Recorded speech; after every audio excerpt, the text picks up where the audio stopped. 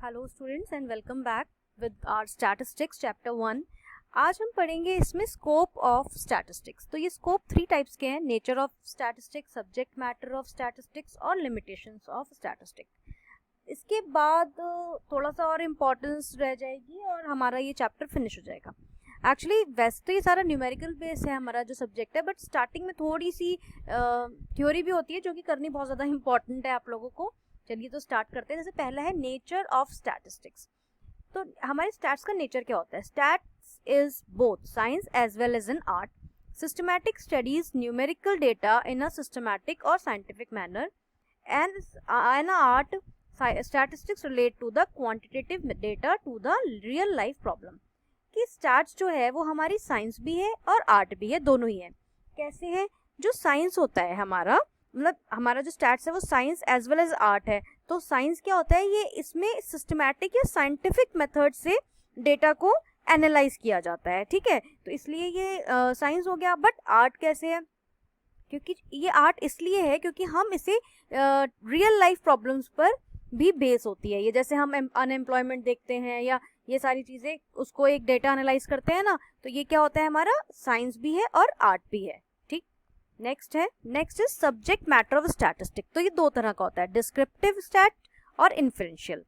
A descriptive statistic is a summary statistic that quantitatively describe or summarize feature for a collection of information, while descriptive statistics is the process of using and analyzing those stats। मतलब हमारा जो statistics है, हम इसको बिल्कुल proper quantitative हिसाब से analyse करते हैं, मतलब मीन निकाल कर, मोड निकाल कर, उसका स्टैंडर्ड डेविएशन करके, जो हम आगे पढ़ेंगे।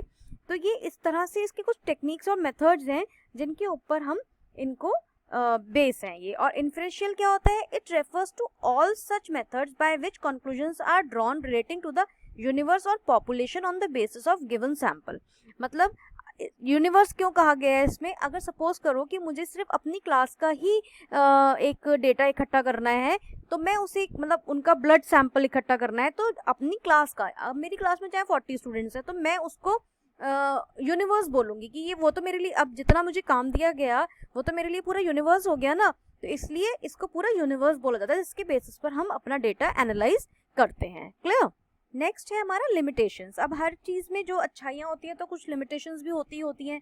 तो वो लिमिटेशंस क्या है? पहली है study of numerical facts only, कि जो स्टैटिस्टिक्स है वो खाली न्यूमेरिकल फैक्ट्स ही रीड आउट करता है। हाँ, क्वालिटेटिव तो नहीं करता, खाली आपको न्यूमेरिकल डाटा ही लेना पड़ता है इसके अंदर, भाई उसी को तो हम कंपेयर करेंगे। तो ये क्या है, यानी कि ऐसा नहीं लेते हम कि मेरा कोई दोस्त कितना ऑनेस्ट है मेरे लिए, या मेरी फ्रेंडशिप कैसी है, या मेरा विजडम कितना है, या मेरी हेल्थ कैसी है, हम उस पर नहीं, खाली हम न्यूमेरिकल फैक्ट्स पर ही स्टडी को लेते हैं। सेकेंड है स्टडी ऑफ एग्रीगेट्स ओनली। हम खाली एग्रीगेट्स ही लेते हैं। कैसे? जैसे सपोज करिए कि हमने ये चीज़ लिया कि एक टीचर या एक कोई भी एम्प्लॉय कितने रुपए पर मंथ अर्न कर रहा है, तो ये हम इस चीज़ का एग्रीगेट लेते हैं, ठीक है। तो ये क्या है? हमारा लिमिटेशन हो गई एक और। इसमें होमोजेनिटी ऑफ डेटा क्या है? जैसे होमोजीनियस और हेट्रोजीनियस पढ़ा होगा आपने। होमोजीनियस का मतलब है कि इसके अंदर हम जब दो चीज़ों को कंपेयर करते हैं तो वो दोनों चीज़ें सेम होती हैं। मतलब अगर हम फूड ग्रेन्स कोई ले रहे हैं तो फूड ग्रेन हम 2 ईयर्स का या ऐसे कंपेयर करेंगे, ऐसा नहीं करेंगे कि फूड ग्रेन और क्लोथ को हम कंपेयर कर रहे हैं। अब दोनों चीज़ें अलग है ना, क्लोथ तो मीटर में होता है और फूड ग्रेन कैसे मिलता है? टन्स में। तो आप उनको नहीं कर सकते, इसके लिए हमें 2 सिमिलर टर्म्स चाहिए होती हैं, जब भी हम इन्हें कंपेयर कर सकते हैं। Can be use only by expert. हाँ, अब जिसको ये जो इसमें एक्सपर्टाइज होगा वही इस चीज़ को कर सकता है, ठीक है। तो ये भी ये कह सकते हैं कि इनके लिए ये एक लिमिटेशन है। विदाउट रेफरेंस रिजल्ट में प्रूव रॉन्ग। अब अगर इसके अंदर आपने कोई वो नहीं, फैक्ट नहीं दिया, तो इसका रिजल्ट हम रॉन्ग हो जाएगा। असल में क्या होता है कि जो एक स्टैट्स है, ये इसको हम पूरी तरह से इसके डेटा को हम अच्छा भी प्रूव कर सकते हैं और गलत भी प्रूव कर सकते हैं। मतलब रॉन्ग डेटा भी ले सकते हैं और राइट डेटा तो ऑब्वियसली हम लेते ही हैं। वैसे misuse of stats is possible. Misuse भी पॉसिबल है। क्यों? अगर मान लो किसी ने आपको गलत फैक्ट्स दे दिए, कुछ गलत इन्फॉर्मेशन दे दी, तो वो मिसयूज हो जाएगा उस चीज़ का, ठीक। अब हम आते हैं इम्पोर्टेंस क्या है हमारे स्टैट्स की। It simplifies mass of data. मतलब ये हमारे जो डेटा है उसको सिंप्लीफाई करता है। How helps to concrete information about any problem. और कोई भी कुछ भी प्रॉब्लम है, या जैसे सपोज करो इतना सीबीएसई का पूरा रिजल्ट आया और इसने किस तरह से कंक्रीट करके उसको दिखा दिया आपको इन्फॉर्मेशन, तो कितना हेल्पफुल है ये। Helps for reliable and objective decision making. अब आपके सामने अगर सही सही फैक्ट होगा कि भाई अच्छा हमारे इसमें देश में इतना क्विंटल गेहूं का उत्पादन हुआ, तो आपको रियल चीज़ें मिलेंगी ना और आप डिसीजन लेने में सक्षम रहोगे। It presents facts in a precise and definite form. जैसे अभी मैंने एग्जांपल लिया रिजल्ट का, या हमारे यहाँ पे कितना कोई ग्रेन कितना बना, तो वो आपको फैक्ट देता है उसके एक डेफिनेट फॉर्म में कि इसका ये क्वांटिटी रहा या इस तरह का इसका इम्पैक्ट आया।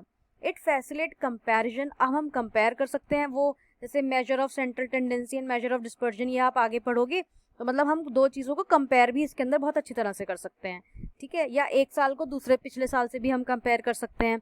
इट फैसिलिटेट्स प्रिडिक्शंस, और कुछ भी मतलब जो आने वाली प्रिडिक्शंस हैं उन्हें भी ये फैसिलिटेट करता है, जैसे टाइम सीरीज और रिग्रेशन एनालिसिस के हिसाब से, ये भी हम चीज़ें आगे पढ़ेंगे। It helps in formulation of suitable policies.